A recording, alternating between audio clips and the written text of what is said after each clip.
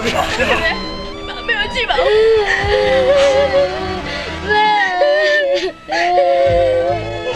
没忙了，先别回来了没？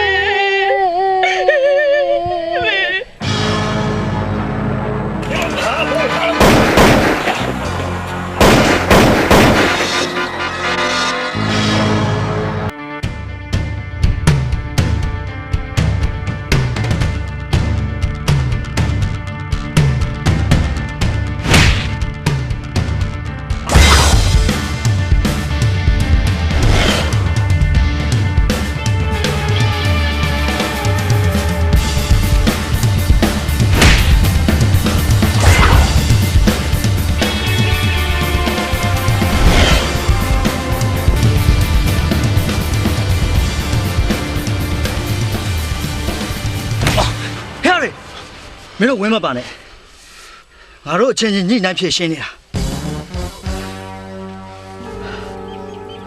爸，明我爸表的，俺个လက်ကိုင်တော့ဟုတ်လားဟုတ်တယ်ငါကလက်ကိုင်တော့လူတကာတွေအခိုက်စကအဲ့ဒါဘာဖြစ်လဲဘာကတက်တော့မဟုတ်ဘူးကြောက်တော့လည်းမဟုတ်ဘူးကွာလူတကာတွေကနှိမ့်ဆက်ကနေကဘွားနဲ့ငါတက်လုံးနေသွားမှာလားဟဲ့ငါမနေနိုင်ဘူးဟဲ့ငါကတက်စီကွာတမမဟုတ်ဘူးဘာဘွားမှာမတ်တန်းထင်ထားတဲ့သူတွေအားလုံးကိုပြန်ပြီးတော့မင်းဒီတားရမယ်ကလက်စားချေရမယ်ဒါကဘာအုပ်ရဲ့အခက်မိဆုံးဆုံးဖြတ်ချက်ပဲဟာဘာအုပ်မမှားနေပြီမင်းစိတ်ကူးရလေအနက်ပေါ်မှာဆေးမဲတဲ့ရေးသလိုပဲနက်တဲ့နက်မှောင်တဲ့မှောင်နေမှာပဲကွာနက်စင်မောင်စင်အဲ့ဒါတွေအားလုံးပြီးသွားပြီပဲအရေးကြီးဆုံးကဘာအုပ်ဘဝမှာလူဖြစ်ဖို့ကောင်းစားဖို့ဘာအုပ်မင်းတယောက်တည်းကောင်းစားဖို့အတွက်ဘာမှမသိနားမလဲတောသူတောင်သားတွေကိုစတေးရဆိုရင်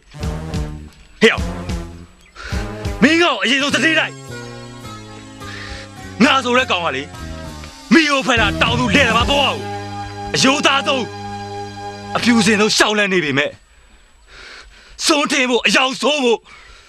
ရောက်လာတဲ့သူဟာငါ့ရဲ့ရန်သူပဲငါဆိုတဲ့ကောင်ကခေါင်းရှောင်နေမှာမဟုတ်ဘူးနော်ဟာဒါတော့မင်းသဘောပဲလေမင်းနဲ့ငါနဲ့တငယ်ချင်းဖြစ်ခဲ့တဲ့တန်ရောစဉ်တစ်ခုကြောင့်ရက်ဆက်မယ်လို့စိတ်ကူးမိတာတောင်းမှမင်းအတွက်တက်တက်ညာညာစဉ်းစားပေးမှာပါမလုံးပါဘူးဘာမလို့ငါဆိုတဲ့ကောင်ကလေရိုးသားဖြူစင်တဲ့ငါရဲ့တောသူတောင်သားရွာသူရွာသားတွေရဲ့မျက်နှာတစ်ခုပဲကြည့်ပါနော်အေးမင်းမတရားတာလုပ်လို့ရတော့တရွာလုံးကအရှိမငါရှိနေမယ်ဆိုတာမင်းသိထားဖို့လိုတယ်ကောင်းပါကွာကောင်းပါကြည့်လိုက်အောင်မယ်မျက်စိတစ်စုံဟဲ့ရတယ်သွားမယ်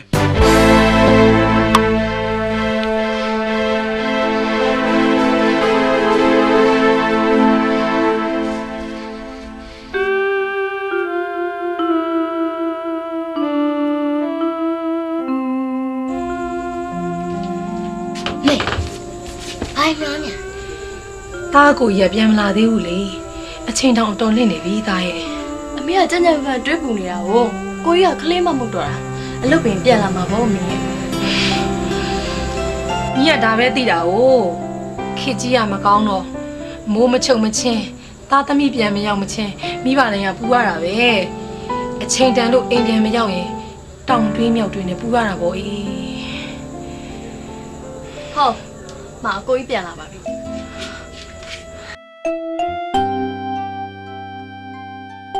တာကြီး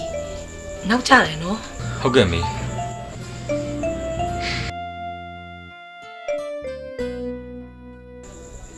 မျက်နှာလည်းမကောင်းပါလားဘာဖြစ်လာလို့လဲဘာအုပ်ဘောမေဘာအုပ်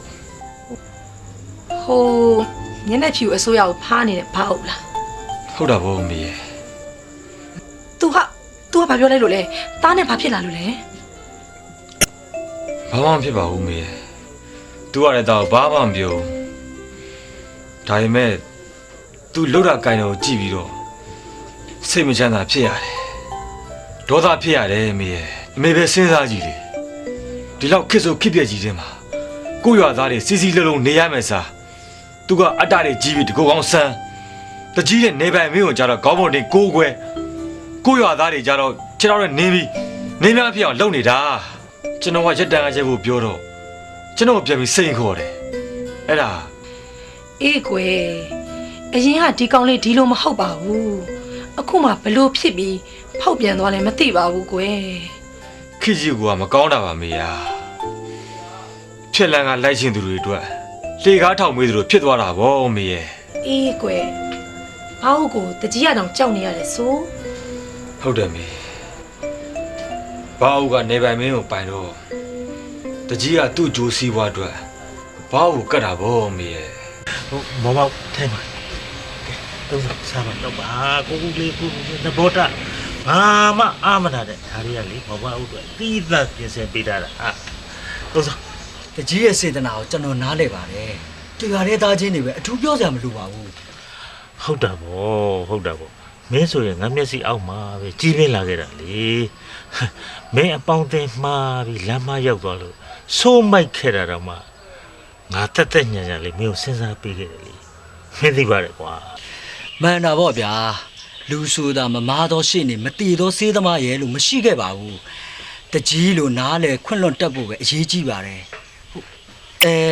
တခုတော့ပြောစရာရှိရနော် ပြောပါ တကြီးနဲ့ကျွန်တော်တို့ဟာတမြေတဲနေတရေတဲတောက်ကြလူအချင်းချင်း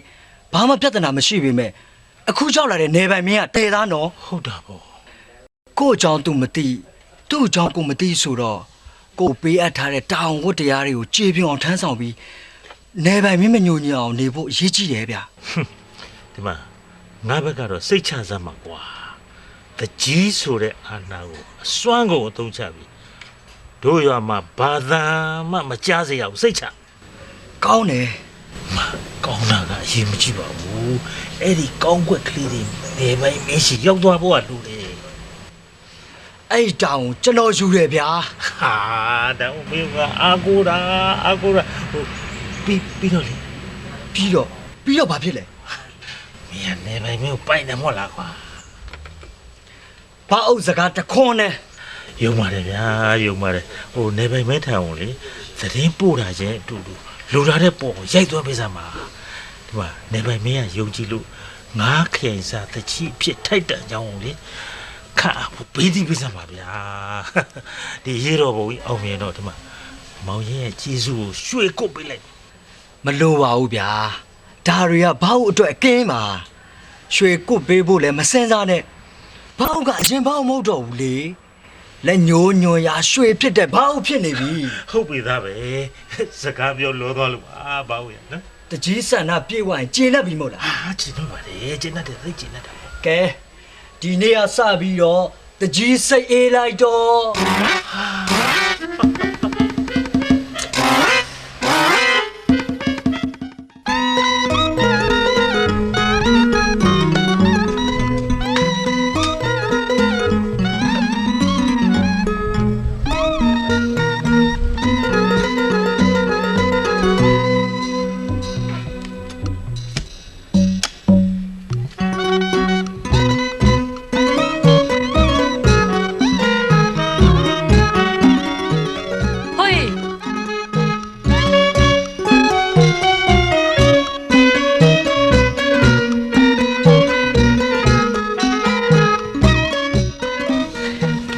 ဟိုးနည်းနည်းပါနားပါအောင်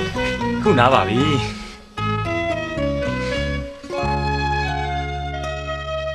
တဲ့ဒီဘာလို့စိတ်ဝင်လာလဲ ပူရတယ်နေ့ဆိုနေ့ကြောက်ညဆိုညကြောက်နေရတဲ့ခေတ်ကြီးမှာအိမ်တော်မရှိရဲ့မိန်းမပြူတိုင်းထမင်းစားပြီးကြောက်လာမဲ့အန်ရီကိုထိုင်ဆောင်နေရတယ်လို့ပဲ ဒါတွေအားလုံးငါသိပါတယ်ကွာငါမှလည်းနှမတွေဖြူရုံရှိနေတယ်ငါတွတ်တော့ရင်ပူနေရတယ်ကွာအချိန်ခါကိုကြည့်ပြီးလှုပ်ဖို့တက်အချိန်လေးကိုတိုင်းထွန်နေတဲ့သဘောပါ နေ့မှာဘာခဲခဲရှင်လို့လဲ ရှိတာပေါ့တဲပြူရဲ့ငါတို့လူငွေမရှိတဲ့လူတိုင်းဟာစင်းရဲတဲ့တံကိုပို့ပြီးတော့ခံရစမြဲပါ အေးပါနေဘာဖြစ်နေလဲဆိုတာပြောစမ်းပါ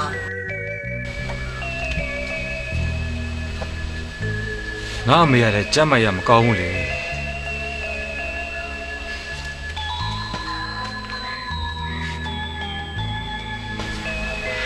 ဒါလည်းငါသိပါတယ်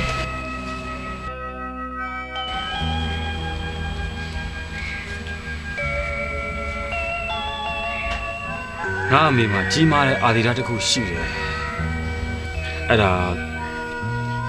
အမေကသူ့မသေးခင်ဖိုးချောလေးကိုရှင်းပြပေးခြင်းလေတဲ့ငါမှလည်းငွေရမရှိတော့ငါအလုပ်ကိုကြိုးစားရှာပြီးတော့ငွေစုတယ်ရေရွယ်ချက်ကမပြည့်ပါသေးကွာအဲ့ဒီကိစ္စတွေကိုကြော်ပြီးငါမင်္ဂလာဆောင်လိုက်မယ်ဆိုရင်ငါဘာတွေဖြစ်ကုန်လဲကဲနေစမ်းကြည့်စမ်းပါဟာ ငါတော့ဘောပေါက်ပြီဖိုးရေဖိုးချောကိစ္စပြီးမှငါတို့ကိစ္စစဉ်းစားမယ်ဆိုတဲ့သဘောပေါ့မိသားစုဘက်ကကြည့်မယ်ဆိုရင်နှံကန်တဲ့အတွေးခေါ်ပညာရှိရဲ့တားအောင်တောင်းမြတ်ပေါ့ငါဘက်ကကြည့်ရင်တော့အန်ရည်ကိုစီးကြွရင်ညှော်မှန်းလို့မရတဲ့နေရာတွေကိုစောင့်ကြုံနေရတယ်လို့ပဲ ဘယ်လိုလုပ်ရင်ကောင်းမလဲလို့ငါမမေးတော့ပါဘူးကွာ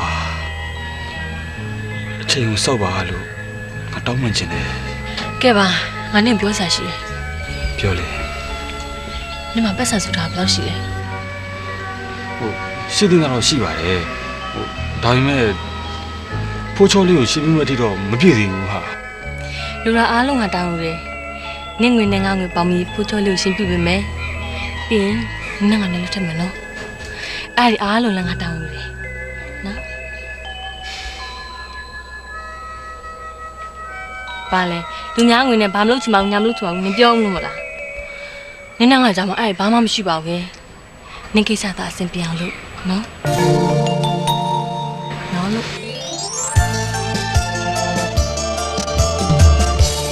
ဘာပြောလဲသားကြီးတားငယ်လေးရှင်ပြရတော့မယ်ဟုတ်လားဝမ်းသာလိုက်တော့ကွယ်သမီးလည်းဝမ်းသာလိုက်တာအမေမထင်မှတ်တဲ့အချိန်မှာမမျော်လင့်ထားတဲ့စကားကြားတဲ့အတွက်သမီးရှင်ဝမ်းသာတာပဲပေါင်းလေးဖို့ချောရှင်ပြရတော့မယ် ဒါလည်းတော့မြန်လိုက်မယ်လို့မထင်ဘူးဝမ်းသာလိုက်တာကိုရလည်းရမ်းကျဲသူတင်တာပဲ ဟေ့ကောင်မင်းငါ့ကိုပဲတိတ်ကျေးဇူးတင်နေတယ်နော်အခုလိုမြန်မြန်ဆန်ဖြစ်သွားလားတဲပြူရဲ့အကူကြီးကြောင့်သူ့ကိုလည်းကျေးဇူးတင်အောင်ကွာ ပြတ်လာမေအမေသားကြီးစီဝင်စင်းနေ ညီရလေအေးတားကြီးပြောတာမှန်နေတာပဲဟာ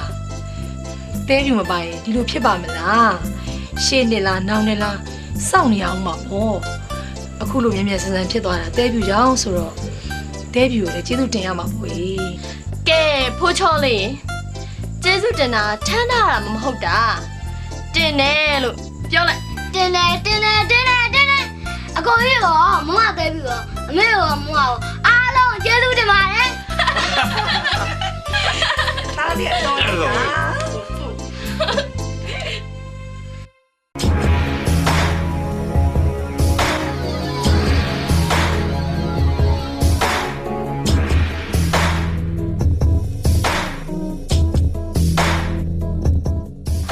大话。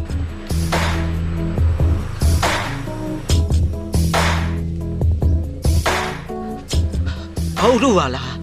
ဘယ်ကလှဲ့လာကြတာလဲဘယ်ကလှဲ့လာမှာလဲမင်းစီကိုတမင်တက်တက်လာတာဘာကိစ္စရှိလို့လဲရှိပြီလားတာဝရဲ့မင်းရဲ့တငယ်ချင်းကောင်းမပီတပဲရုံညံ့တဲ့စိတ်ဓာတ်နဲ့ဆက်ဆံလိုက်တဲ့အပြုတ်မှုကြောင့်အကျွေးပြန်ဆက်ဖို့လာခဲ့တာမင်းပြောတာဘာတစ်ခုမှနားမလဲဘူးပါဦးမင်းတကယ်နားမလဲတာလားတာဝတကယ်နားမလဲတာပါကွာမင်းနဲ့ငါဘာပြဿနာမှမရှိခဲ့တာပဲကောင်းပြီလေငါပြောပြမယ်တစ်ချိန်တစ်ခါတုန်းကဘာအောက်ဆိုတဲ့ငါသမင်းငတ်ခဲ့ဘူးလေအဲ့ဒီဒုက္ခကိုဖြေရှင်းဖို့တငယ်ချင်းဖြစ်တဲ့မင်းစီမှာမရှက်မကြောက်နဲ့သမင်းတောင်းစားခဲ့ဘူးလားမင်းမမိလား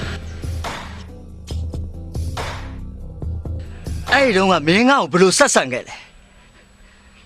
မောင်းထုတ်ခဲ့တယ်လေအဲ့ဒါကိုမင်းမမိလားဒါ ဒါတော့ဒီလိုရှိပါတငယ် အဖိုးတွေပြောဖို့စဉ်းစားမနေနဲ့တာဝါတခြားသူသာဆိုရင်ငါရဲ့နာကြီးချက်တွေကိုအဆုလိုက်အပြုံလိုက်မကြောက်တင်မိပါအမှန်ပဲဒီမှာတာဝါငါဘာကောင်လဲဆိုတာမင်းသိတယ်နော် သိပါတယ်ကွာ အေးမင်းကငါ့ကိုရက်ဆက်ပေမယ်ငါကတငယ်ချင်းဆိုတဲ့စီးရတားထားတော့ငါမင်းကိုမရက်ဆက်ပါဘူးကွာအေးငါမင်းကိုတခုတော့တောင်းဆိုမယ် ပြောပါတငယ်ချင်း ဒီညနေစာငါတို့ဒီမှာစားမယ်ဟိုမှာမင်းမွေးထားတဲ့ဘဲအဲ့ဘဲမကြီးကိုချက် မလုပ်ပါနဲ့ကွာသူ့မှာကလေးတွေနဲ့မှာ မလိုချင်ဘူး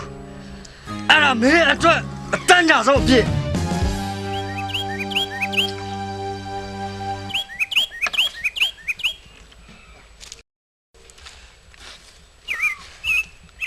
ဘိုးရေးတွေအတွက်သတင်းတို့ပါတယ် ပြောမှပြောစမ်းပါကွာဘာတဲ့ ဘိုးရေးတွေရဲ့ချစ်သူဖြူပြုံးတို့အိမ်မှာလူရှိတယ် ဘာကွာအလှဟာတဲ့ဟုတ်ပါလားဘာအလှလဲဆက်ပြောစမ်းပါ သူ့မောင်လေး ဖိုးချောလေးလား ဟုတ်တယ်အဲ့ကောင်လေးကိုရှင်ပြုတ်မလို့တဲ့ ဟဲ့မင်းပြောတဲ့စကားတေးကြရနော် ဟုတ်ပါရဲ့ဗျာဖေးသားရောပြောတာဘယ်တော့မှလွယ်ဘူးလို့လေ ဟုတ်ပြီအေးဒီပွဲမှာငါပါဝင်တဲ့တာတော့အမှန်ပဲကွာငါချစ်သူဖြူဖြူပြုံးနဲ့နှစ်ကိုရှင်တွဲပြီးအလှရှင်လှုပ်ချင်လိုက်တာကွာဟဲ့ဒီပွဲကိုငါမဖြစ်တဲ့အနေနဲ့ရောက်အောင်တွားမယ် ဘွေးတွေဖြစ်ပါမလားဗျာ ဟာဘာဖြစ်လို့မဖြစ်ရမှာလဲဖြစ်ကိုဖြစ်ရမယ် ခင်ဗျာဘာကိုသိတယ်မလား တိတာပေါ့ကွာတိတ်တိတာဒီကောင်နဲ့ငါနဲ့ရန်သူတွေပဲကွာ အဲ့ကောင်ကနေပိုင်မင်းကိုပေါင်းတကြီးကိုစီးယုံပြီးတော့တကြော်လုံးကိုပတ်မွင်နေတာဗျ ဂယုဆိုင်လို့ကွာဒီကောင်ကြောင့်ငါချစ်သူနဲ့ကြွေကွင်းရမှာလားဟမ်ငါရဲ့ဆန္ဒတွေကိုခြေဖြတ်ပြရမှာ ကျွန်တော်ကစဉ်းစားဖို့ပြောတာပါဗျာ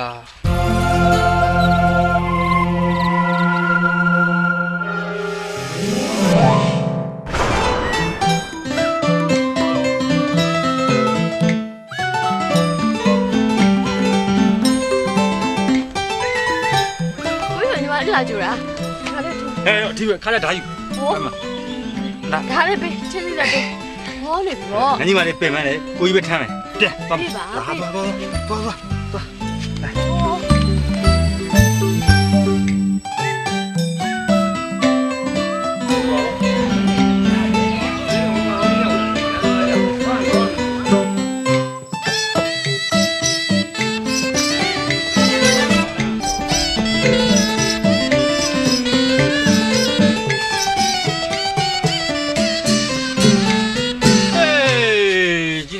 ပြောပါလား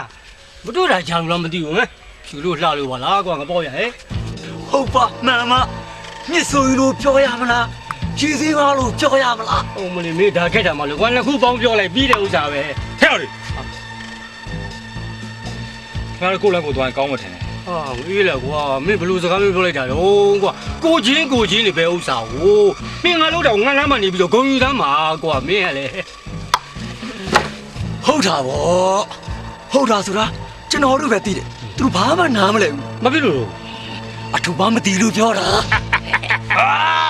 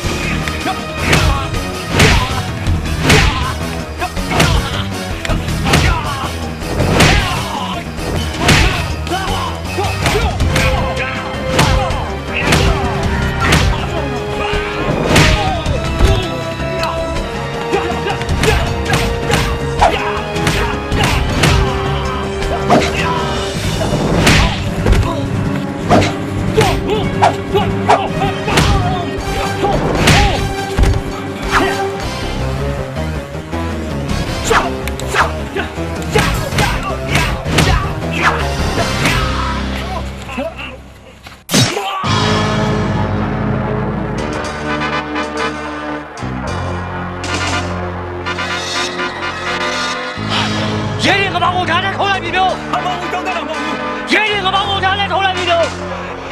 爷爷我帮我查来偷来比，这里，低了，低了，没低了。哥，过来，过来。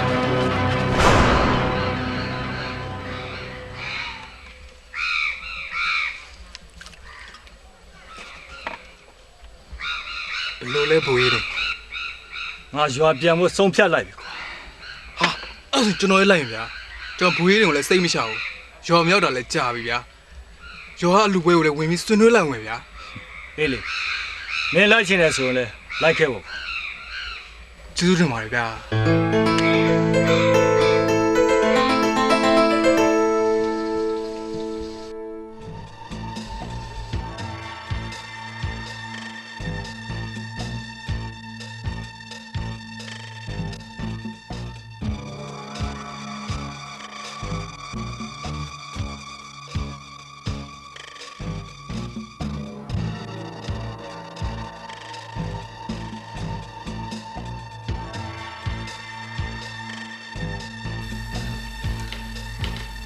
လာကောမဝေးခိုင်ဟုတ်ကဲ့ပါတရင်ဦးတို့မဲလှအောင်ပြောမဟိုးရောက်နေတယ်အခါရည်နဲ့တစ်ဖက်အညီလေးလုပ်ခဲ့ပါ ဟုတ်ကဲ့တည်းမင်းကျွန်တော်ခေါ်တာအကြောင်းလေးမရှိလို့တော့မသိဘူးခင်ဗျာ အေးရှိပြီလားဒီလိုပါမင်းတို့သိတဲ့အတိုင်းဦးကြီးတို့ကရှေးဘိုးဘွားစစ်ဆက်ကနေချမ်းသာတဲ့တထေးမျိုးကနေပြီးတော့ပေါက်ဖွာပြီးချမ်းသာနေပေမဲ့စင်းရဲချမ်းသာမရွေးလူတိုင်းနဲ့တင့်မြအောင်နေပြီးတော့တမာအစည်းဝါကြကြလောက်ကင်စားတော့နေတော့လူရှိလူခင်ပေါ်ပြီတာပေါ့ ဟုတ်ကဲ့ပါတတိတို့သူတော်ကောင်းကြီးမျိုးရှားပါတယ်လို့အမေရတဲ့ခါကပြောဦးပါတယ် အေးလူချမ်းသာပြီမဲ့စိတ်မချမ်းသာတဲ့အချက်တစ်ချက်ကတော့ကိုယ်တိုင်းပြီးကိုယ်လူမျိုးသူတို့ဘက်လက်အောက်ရောက်နေပြီးတော့တိုင်းလက်ဘာသားတွေရဲ့မတရားဖိနှိပ်ပြီးအုပ်ချုပ်ခံနေရတာကိုတော့နေ့စဉ်နဲ့မျှစိတ်မချမ်းသာနိုင်ပါဘူးကွာ မဟုတ်ဘူးအေးစစ်စစ်ပေါ့ကွယ်တစ်ဖက်လဲစာကြည့်ကြလေးနဲ့တောက် ဟုတ်ကဲ့ပါကြီးလားခုနစကားကိုပြန်ပြီးကောက်ရရင်စိတ်မချမ်းသာပြီမဲ့ဘာမှတော့မတတ်နိုင်ပါဘူးအစိုးကြုံတွေကလက်တီးပုံပြနေသလိုတော့ဖြစ်နေရတာပေါ့ကွာ ဟာဟုတ်တာပဲတတိမင်းဟာကျွန်တော်ကတော့မဟုတ်မခံပဲနိုင်တော့ခံချမှာပဲ အေးအဲ့ဒါကိုပဲပြောချင်လို့မင်းကိုခေါ်လိုက်ရတာပဲမင်းတို့ကလူငယ်တွေဆိုတော့စိတ်မြန်လက်မြန်ရှိဒေါသနဲ့ဝုန်းကနေဆိုတော့အမှားတွေ့တတ်တယ်အခုကြားထားတဲ့သတင်းကလူနေမြေဒိုးရွာနာတဝိုက်မှာမင်းတငယ်ချင်းရဲတင်တို့အဖွဲ့တွေလှုပ်ရှားတောင်းကြနေတာရဲ့အခွန်ထုတ်တွေကောက်ခံလို့မရတာရဲ့ကိုအကြောင်းပြပြီးတော့ပလိအရေးပိုင်မင်းနဲ့နေပိုင်မောင်လေးတို့အဖွဲ့တွေကဒိုးရွာဘက်ကိုဆင်းလာပြီးတော့သတိချကြမယ်လို့ကြားထားတယ် ဟုတ်လားတတိမင်းဒါဆိုဘာလို့တော့ကတော့ကွက်ဆိုင်သွားတာပေါ့ဗျာ အေးလေဘာလို့စနေကြောက်ပဲအခုလိုဖြစ်လာတာအဲ့ဒီလိုအသားတွေကလောက်ထွက်တဲ့အမျိုးသားသစ္စာပေါက်တွေကြောင့်ခက်နေရတာဗော တတိမင်းအဲ့ဒီလိုဆိုကျွန်တော်ဘာလုပ်တင်လဲ အခုလောလောဆယ်မှာတော့အစစရတဲကြီးခံပြီးတော့စိတ်ကိုချုပ်ထူထားကြပါနောက်ကြမှာအခြားမျိုးချစ်ဖွဲ့တွေနဲ့ဆက်သွယ်ပြီးတော့မိစဉ်ကြီးကားကြတာဗောကွာ ဟုတ်ကဲ့တတိမင်းပြောတာကိုကျွန်တော်နာခံပါမယ် စကားတွေလည်းကောင်းနေလိုက်ကြတာစားကြတောက်ကြအောင်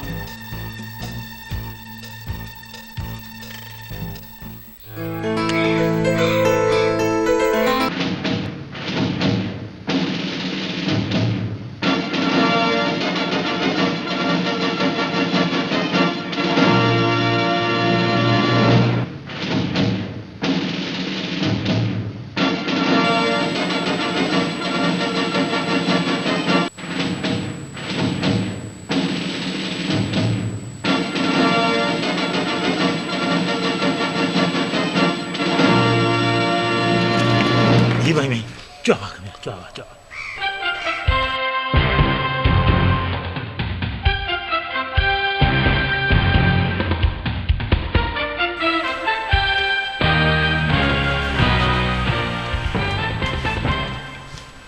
ကြီးထိုင်မှာ မောင်ရရဲ့ဟိုဒီဘက်မင်းတို့စားဖို့တော့သွားပြီသွား ဟုတ်ကဲ့ပါတကြီး ဒီဘက်မင်းကြီးတို့အခုလို့ပြုံးစားကြီးရောက်လာဘာများအကြောင်းထူးလို့ပါ တကြီးကထောတော်ကိုညံ့တဲ့တကြီးထောတော်ကိုညံ့တဲ့တကြီးအုပ်ချုပ်တဲ့နေမြေထဲမှာရေရင်ဆိုတဲ့ခေါင်ကဆိုးချိုးထိုက်ခိုက်တယ်ကျုပ်တို့ဘာနာတော်ငွေတွေလည်းအများကြီးထိခိုက်တယ်ကောက်ခံလို့လည်းမရဘူးဒါကြောင့်အရေးပေါ်တကြီးတို့နေမြေကိုချုပ်ဆင်းလာတာဖြစ်တယ်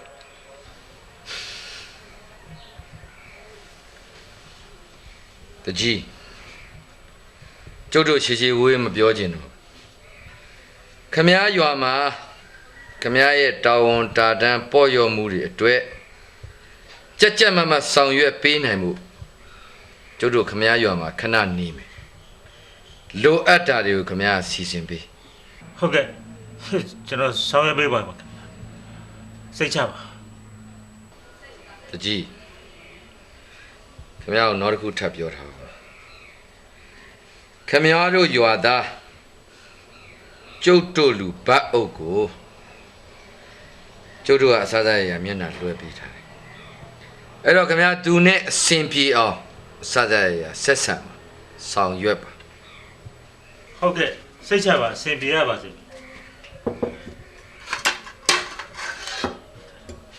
ဒီနေ့ရေတို့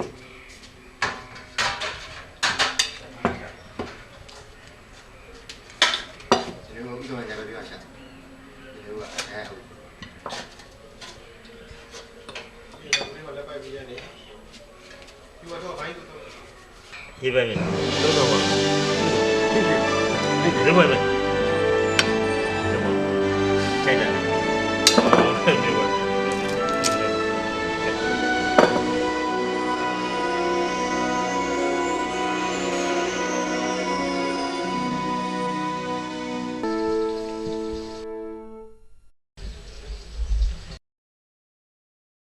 ဘာကိစ္စရှိလို့လဲနေဗန်မင်းနဲ့တွေ့ချင်လို့ပါ ဟောမောင်ဖဟုတ်ပါလားကဲထိုင်ထိုင်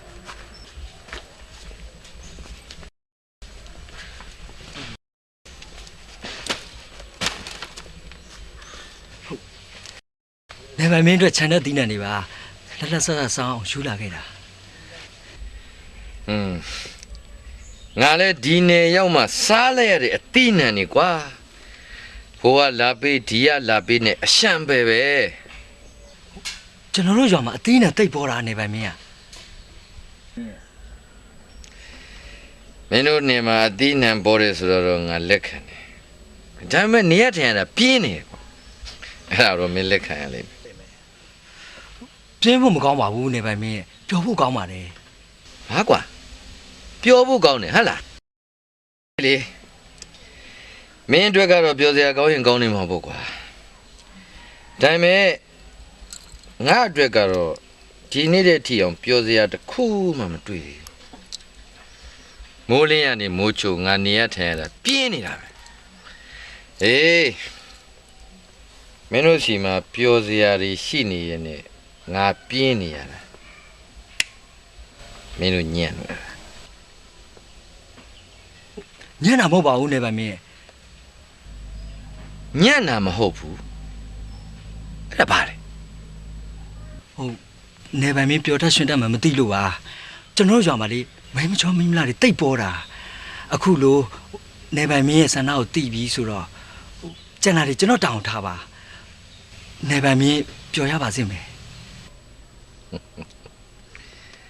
ဘာအုပ်တေးကြတယ်နော်ငါပြောတဲ့စကားမတီးရင်သိစိတ်ဆူရတယ် စိတ်ချပါနေဗန်မင်းဟာနေဗန်မင်းအတွက်အသက်ကိုပေးဖို့ဝန်မလေးပါဘူးပြီးပြီလို့သာမှတ်လိုက်ပါတော့ ဟ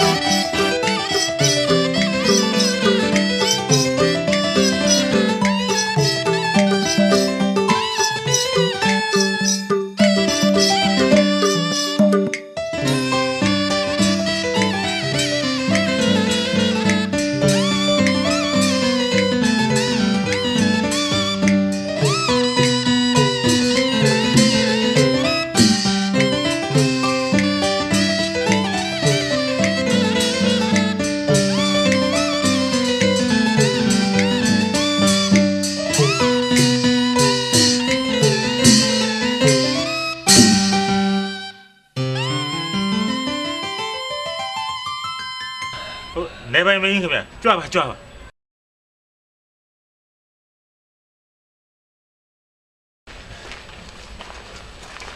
တကြီးနေကောင်းတယ်နော် နေကောင်းပါနေပိုင်သုံးဆောင်ပါဦး ဘယ်လိုလဲတကြီးရက်ရွာရဲ့အခြေအနေ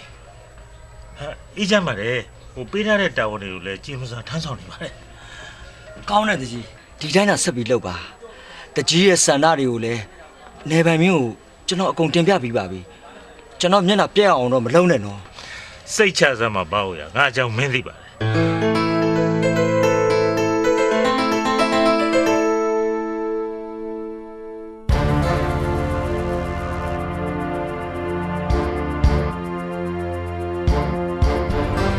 ဟာသဲပြူတော့ပါလားဘာကိစ္စတော့ဟာ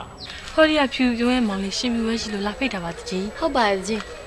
ကြွပြအောင်ဆက်ဆက်ကြွခဲ့ပါနော် ဟေး ဟဲ့ဖြူပြုံးဟိုမှာနေပိုင်မင်းတယောက်လိုထိုင်နေတယ်လေအလူဖိတ်လိုက်အောင် နေပိုင်မြို့လည်းဖိတ်ပါရဲ့ရှင်ကြွပြအောင်ဆက်ဆက်ကြွခဲ့ပါ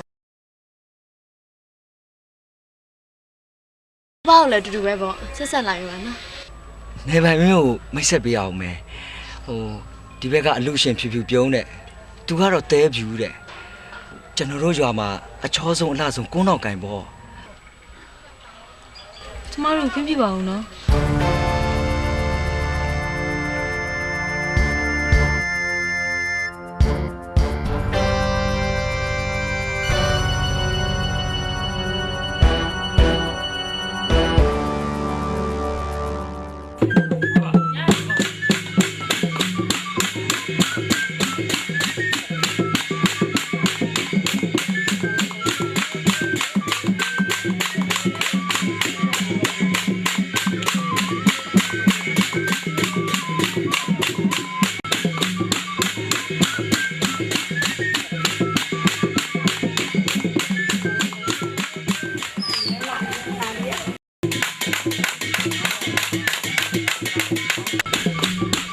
ကိုကြီး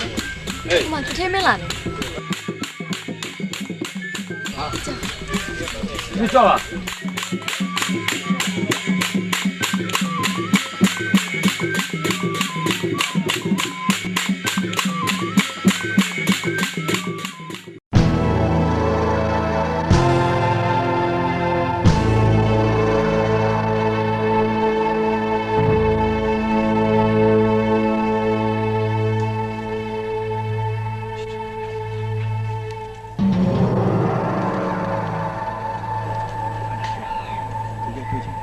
ဟုတ်ပြီနော်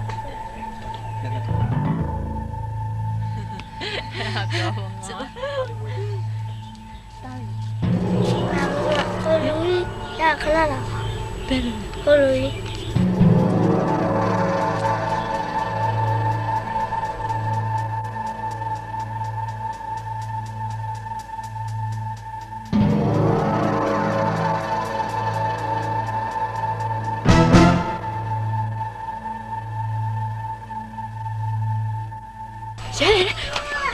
နေလာနော်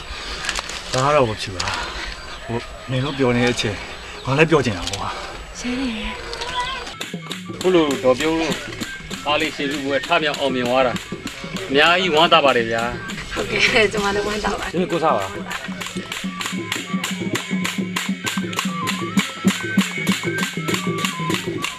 စားကြပါ ပြတ်ထားပါ တော်ပြုံးရတကယ်သွားလိုက်အောင်မယ် ဟုတ်ကဲ့တထင်းဟုတ်ကဲ့ တကယ်မင်းပြန်တော့ဘူးလား အေးနောက်မှကိစ္စလေးရှိတာအခုမှပဲတတိရတယ်ကောင်းလိုက်မလို့ ဟုတ်ကဲ့ပါကျေးဇူးတင်ပါ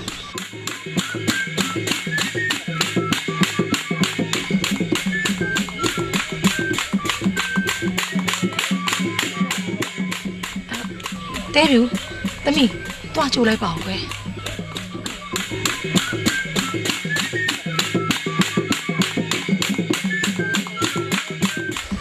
နေပါမင်းချော့ပါရှင် အလူကတော်တော်စီသားပဲ ဟုတ်ပါတယ်တဲဖြူလူရွာမှာအလူတန်းရှားပါတယ်လေအားကြောင့်လူတန်းရှိပြီဆိုရင်ရွာလုံးကျပြောလို့ရှင်တကြပါ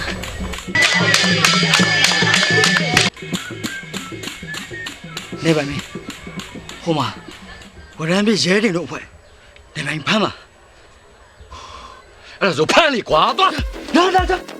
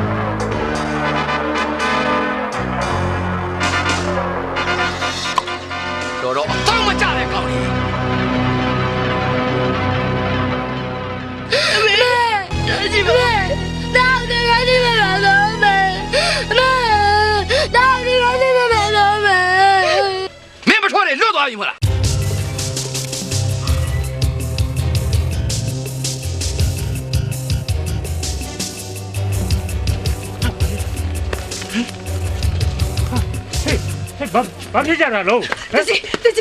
လောက်ပါ လူပွဲပြက်သွားပြီ ဘာဖြစ်လို့ပြတ်သွားတာလဲ ဝရမ်းမြေရဲတွေကိုဝိုင်းဖမ်းလို့တဲ့ ဟုတ်တယ်တကြီးရဲ့ဟိုအလူရှင်တော်ပြုံးနဲ့သေသွားပြီပလိတ်တယောက်လည်းသေတယ်တကြီးအဲ့ဒါလေးဖိုးရတက်လို့သေတာတကြီးရဲ့ ဒီကောင်လေးကိုဘယ်သွားလဲဘယ်ထွက်သွား ရွာရှိဘက်ကိုပြေးတယ်တကြီး ဟာအမြန်ဆုံးလိုက်မှဖြစ်မယ်လား ကဲလာ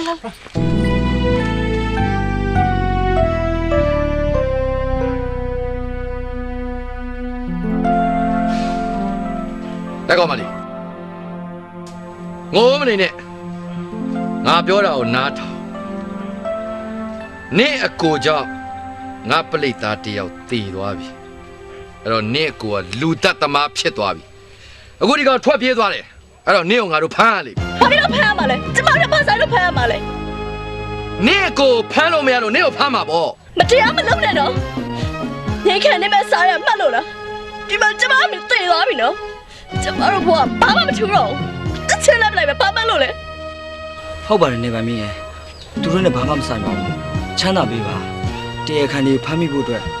ကျွန်တော်တောင်းယူပါတယ် ဘာအုပ်မင်းငါ့ကိုဂတိပေးပြန်ပြီလားဟမ်ကောင်းပြီလေမင်းတောင်းယူတယ်ဆိုရင်တော့ရှိစီတော့ဒါပေမဲ့ဒီအိမ်ကိုတော့မင်းတို့ကြက်ကြက်မတ်မတ်စောင့်ခိုင်းတာဟိုကောင်ပြန်မလာဘူးလို့မပြောနိုင်ဘူးပြီးတော့ရွာစီယိုအဝင်ထွက်ကိုလည်းတည်တည်ချာချာစောင့်ကြားလိုက်ကောင်လေဟုတ်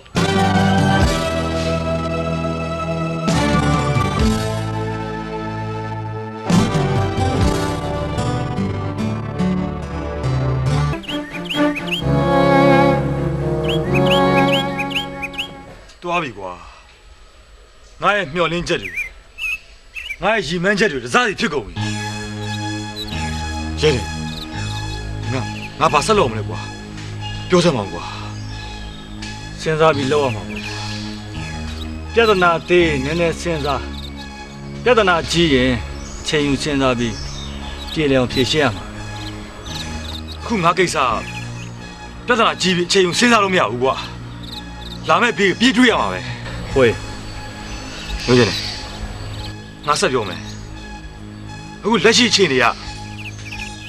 ငါအမေကတည်ပြီ ဘယ်လိုနေချမှာလဲ မင်းအဲ့လောက်ကြီးတွေးပြီးတော့ပူနေစမ်းပါနဲ့ကွာမင်းကကြွားမှာအထီးကြမှာမဟုတ်တာပဲ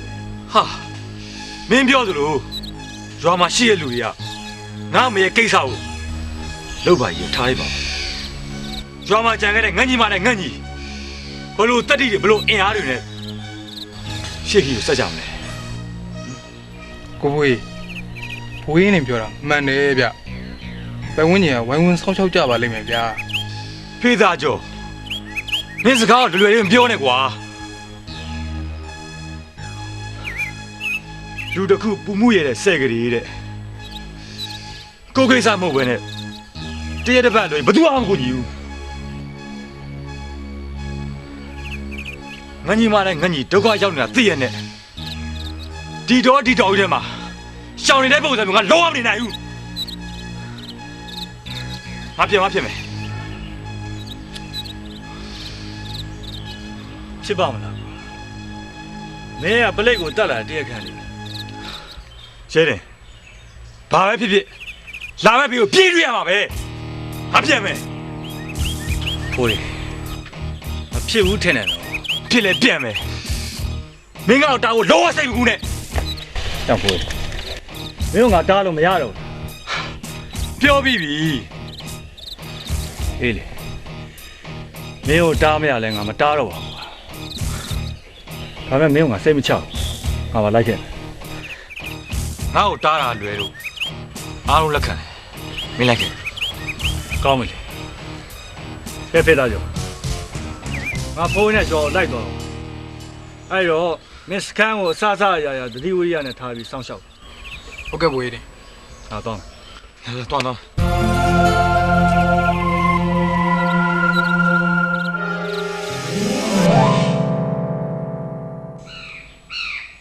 ဘာအိုအခုမင်းကြီးကငါ့ကိုဘာတွေပြောလိုက်တယ်ဘလို့ကျိမ်းမောင်းလိုက်တယ်ဆိုတာမင်းသိရလား ရွာမှာကျွန်တော်ကြံရင်ခဲ့တယ်ဆိုတော့ကျွန်တော်ဘယ်လိုလုပ်သိနိုင်ပါလဲဘာတွေကျိမ်းမောင်းခဲ့လဲဆိုတာသိခွင့်ရှိရင်ကျွန်တော်သိပြစေနေပါမယ် အေးငါအခုထုကြွေလာတင်ခဲ့ရတယ်ပြီးတော့တရားခံတွေကိုမိအောင်ဖမ်းရမယ်တဲ့ဖမ်းမပေးနိုင်ငါ့ကိုယာရုကချနိုင်မယ်တဲ့အဲ့ဒါမင်းကြောင့်မင်းမကောင်းလို့ဖြစ်ရတာ ဟိုကျွန်တော်လည်းဘာဆိုင်လို့လဲနေပါမင်း ဘာကွာမင်းနဲ့မဆိုင်ဘူးဟုတ်လားဟမ်ဘာအိုဒီရွာဘဒုရွာလေ ကျွန်တော်ရွာပါ အေးအဲ့ဒါပဲငါဧည့်တယ်နော် ဟုတ်ပါတယ် အေးမင်းရဲ့ရွာမှာဘယ်ကောင်ကကောင်းတယ်မကောင်းဘူးဆိုတာငါထက်မင်းကပူပြီးသိတယ်မင်းကိုလည်းအစအစရာရာငါနေရာပေးထားတယ်ဒါပေမဲ့မင်းဘာမှမစွမ်းဆောင်နိုင်ဘူးဘာတစ်ခုမှကောင်းအောင်မလုပ်နိုင်ခဲ့ဘူးအေးမင်းသာတကယ်တမ်းတော်မယ်ဆိုရင်ဒီရွာမှာဘာပဲဖြစ်ဖြစ်မင်းနဲ့တကြီးပူပေါင်းပြီးတော့ရှင်းလိုက်ရင်အားလုံးပြေလည်သွားမယ်ဒါပေမဲ့မင်းဘာမှမလုပ်နိုင်ဘူးငါဝင်ပါနေရတာမင်းအတော့မကြလို့မင်းကငါခဏခဏပြောနေရတာ ဒီလောက်လည်းစိုးရင်မကြည့်ပါနဲ့နေပါမင်းရဲ့ဘာလို့ဆိုလဲသူကခေသူမှမဟုတ်တာအခုဖြစ်ရတဲ့ကိစ္စကလည်းမထင်မှတ်တဲ့အချိန်မှာအငှိုက်မိပြီးတော့ခုလိုဖြစ်သွားတာပါ ဘာအိုမင်းကတော့ပြောလိုက်ရင်ဟောမောပါမှာကြီးပဲလူကတော့တထဲတဲ့မြေကြီးတော့မြုပ်နေပြီအခုမင်းအဖတွေကတော်တဲ့ရောက်နေပြီမင်းဘယ်လိုသွားဖမ်းမလဲဟမ် လွဲပါတဲ့နေပါမင်းရဲ့ လာပြန်ပြီလွှဲပြန်ပြီလားမင်းနေစမ်းမမင်းမှာအကြံစီရှိလို့ သူရှိပါတယ်ကျွန်တော်မျိုးမှာအကြံစီရှိပါတယ် ကရှိလည်းပြောကွာ ဒီလိုပါ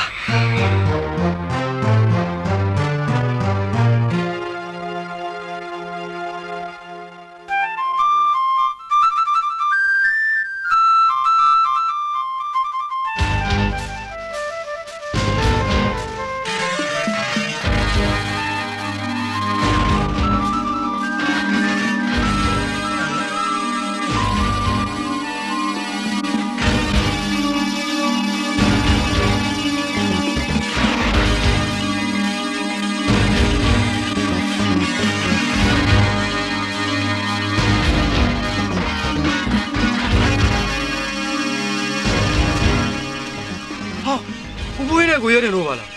ဗျားတို့ရွာဘာလာလို့လဲဗျာဒုက္ခတွေတော့ဖြစ်ကုန်တော့မှာပဲ ဟဲ့ဘာဖြစ်လို့လဲမင်းတို့စကားပါတယ်ဟမ် ဒါနဲ့နေအောင်ခင်ဗျားတို့အခုဘယ်ကောင်းမလို့လဲဗျာ အားရောက်ငါတည်းငါတို့ကရွာလာလေကွာရွာထဲသွားမှာပေါ့သူ့အိမ်ကိုသွားမှာမရှင်းပြီလား မဖြစ်ဘူးနဲ့တူတယ်ဗျာ ဟဲ့ဘာဖြစ်လို့လဲ ဘာဖြစ်ရမှာလဲဗျာခင်ဗျားတို့နောက်သွားတဲ့ကြီးကအခုတည်းလိုက်ထားနေတော့မယ်ဗျာ အရေးရမင်းရတယ်ကြဗျာဆန်နေပြန်ပြီမင်းငါတို့ဘာပြောချင်လဲတဲ့ပြောရ ဒီလိုဗျခင်ဗျားတို့ကြောင့်ပြဿနာတွေဖြစ်တယ်အဲ့ဒီနောက်ပိုင်းကိုဖိုးရေးအိမ်မှာလည်းပလိတ်တွေချထားတယ်ရွာလမ်းမှာလည်းဝင်ထွက်စစ်ဆေးတဲ့ဂိတ်တွေချထားတယ်ခင်ဗျားတို့เนี่ยအခုဝင်အခုဒုက္ခရောက်မှာဗျာ ဟိုမင်းကြားရနော်ငါပြောတဲ့အတိုင်းမဟုတ်လားကဲခုတော့ပါဆက်လို့ကြဒီလိုမှမလို့ငါလည်းဘလို့လောက်ရမလဲဟိုစင်ကန်းတော်မလို့ချင်စမ်းပါနဲ့ကွာကျတဲ့ဘာပဲဖြစ်ကွာငါရွာတော့ရောက်ဝင်မယ်ကွာမင်းအဲ့လိုစိုးလို့ရင်ဒိုးပဲဒုက္ခရောက်ကုန်မှာပေါ့ကျတဲ့ငါတို့ဒီနေရာတော့ရောက်ခဲ့ပြီးပြီငါရွာတော့ရောက်ဝင်မယ်ကွာထိုးအေးကွာလူလည်းတက်ခဲ့ပြီးပြီဘာမှငါကမလေးတော့ဘူးအဲ့ဒါလူမိုက်အလုပ်ပဲငါအားမပေးဘူးဟာအခုလည်းဘာထုံးတော့လဲမင်းတို့ငါတို့ကွာလူစိုးလူမိုက်ဖြစ်နေပြီလူစိုးလူမိုက်ဖြစ်တိုင်းတစိုးတော့မလောက်ရဘူးကွာအဲ့လိုလှုပ်ရင်လှုပ်တိုက်လူတိုင်းသိတာပဲရဲတယ်မင်းနဲ့ငါလည်းရန်သူဖြစ်ချင်ဦးတော့အဖိုးနေစမ်းမအောင်ကွာစဉ်းစားပြရစီမင်းရတော်ခက်တဲ့ကောင်ပဲကွာ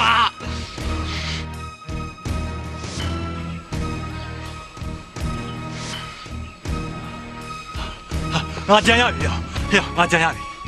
ဘာကြံလဲဒုစမ်းဟဲ့မင်းပြောတာမဟုတ်ရင်တော့ငါလှုပ်ချင်တော့လှုပ်ပြစ်လိုက်ပါနော်ငါကြံကောင်းပြီးသားပါကွာမင်းလက်ခံစေရမယ်ဒုစမ်းအခုဆိုရင်မင်းတို့အိမ်မှာစစ်ပလိတ်တွေကမျက်စိတောက်ထောက်ကြည့်နေကြတယ်ဟာအဲ့ဒါဘာဖြစ်လဲဟိုနောက်ပြီးတော့ကွာရွာထဲမှာလည်းအသွားအလာတွေကိုပိုက်စိတ်တိုက်ပြီးတော့စစ်ဆေးနေကြတယ်လေဟုတ်တယ်လေဘာဖြစ်လဲလားအဲ့တော့ဟိုကောင်ငတေးလေကွာငတေးဟဲ့ငတေးဘာဖြစ်လဲဟောငတေးကနွားချောင်းသားဆိုတော့သူ့ကိုဘယ်သူမှကူးဆိုင်မှာမဟုတ်ကဲပြောစမ်းပါဦးအဲ့တော့တဲပြီဟုတ်တယ်လေကွာအေးတဲပြီကိုလည်းဘယ်သူမှရေးလုံးမှာမဟုတ်ကြားထဲမှာလွတ်နေတယ်ဖြူပြုံးနဲ့ဆိုင်ရင်ပိုပြီးနေချောင်းမလို့ငါထင်တယ်ငတေနဲ့တဲပြီပြောစမ်းမအောင်ငတေကိုလှုပ်ပြီးတဲပြီကိုခေါ်ခိုင်းမယ်သူရောက်လာရင်ငါတို့ခေါင်းရင်ဆိုင်ပြီးတိုက်နေမယ်လှုပ်ရှားဖို့တော့သူ့ကိုငါတို့တောင်းပေးကြတော့ကွာဘယ်နဲ့ကောင်းလားအေးကွာနောက်ပြန်ဆုတ်လာတဲ့ဆိုင်ရင်ဒီနေ့ကအကောင်းဆုံးပဲလှုပ်ကွာအကောင်းနေပေါ့ကွာကိုဖိုးလက်ခံပြီဆိုရင်တော့ကျွန်တော်လိုရမယ့်လုပ်ကိုဆက်လုပ်ယူမတ်တဗျူဒီကိုရောက်ပြီးတော့မို့မတီးမင်းကောင်အဲ့ဒါတော့ကူညီကွာနော်ကျွန်တော်ဒါမျိုးကတော့ကူညီပြီးသားပဲကျွန်တော်သွားတော့မယ်နော်